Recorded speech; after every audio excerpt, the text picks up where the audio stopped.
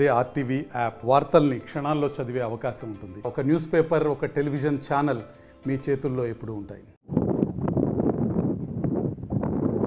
పరిష్కరించాలి విచారంగా సమస్యలను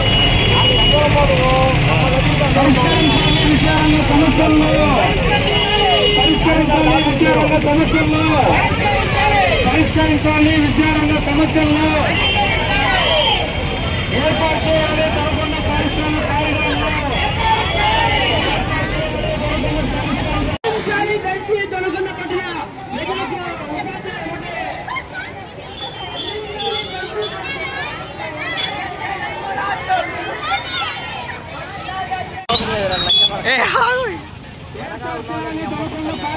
కారిడార్లు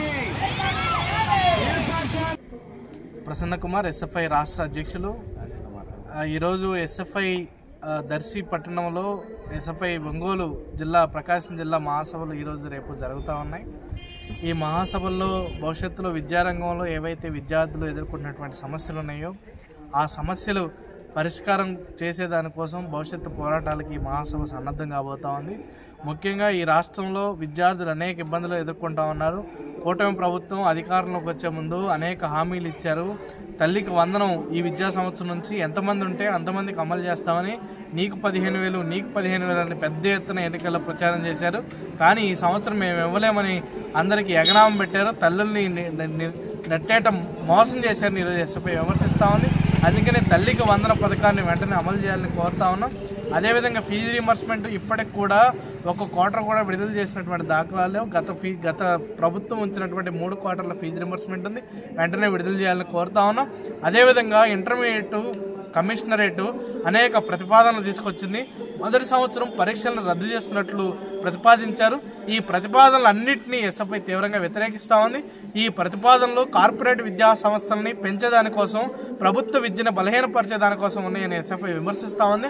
అందుకనే వెంటనే ఇంటర్మీడియట్ తీసుకొచ్చినటువంటి ప్రతిపాదనలు ఏవైతే ఉన్నాయో వెంటనే వెనక్కి తీసుకోవాలని, యథావిధిగా ఇప్పుడు ఏ పద్ధతుల్లో అయితే జరుగుతూ ఉన్నాయో ఆ విధమైనటువంటి పద్ధతుల్లోనే విద్యను కొనసాగించాలని ఈరోజు ఎస్ఎఫ్ఐ కోరుతా ఉంది. అదేవిధంగా ఈ జిల్లాలో అనేక సమస్యలు ఈరోజు ఎదుర్కొంటా ఉన్నాం. స్థానికంగా దర్శిపట్నంలో ప్రభుత్వ డిగ్రీ కాలేజీలో సొంత భవనం లేదు, సొంత భవనం కేటాయించాలని కోరుతా ఉన్నాం. ఈ ప్రాంతంలో అనేక మంది నిరుద్యోగులు చదువు అయిపోతున్నటువంటి వాళ్ళు నిరుద్యోగులుగా మిగిలిపోతా ఉన్నారు. దొనకొండ కారిడార్ కనుక ఏర్పాటు చేస్తే ఖచ్చితంగా ఈ ప్రాంతం విద్యార్థులకి నిరుద్యోగులకి అనేక ఉద్యోగాలు వచ్చేటువంటి అవకాశం ఉంది. ప్రభుత్వం ఆ వైపు ఆలోచన చేసే దానికోసం ఎస్ఎఫ్ఐ నిరంతరం పోరాటం చేస్తుందని తెలియజేస్తున్నాం. మరిన్ని వీడియోస్ కోసం ఛానల్ ని సబ్స్క్రైబ్ చేయండి. లేటెస్ట్ అప్డేట్స్ కోసం వాట్సాప్ ఛానల్ ని ఫాలో అవ్వండి. అండ్ లింక్ డిస్క్రిప్షన్ లో ఉంది.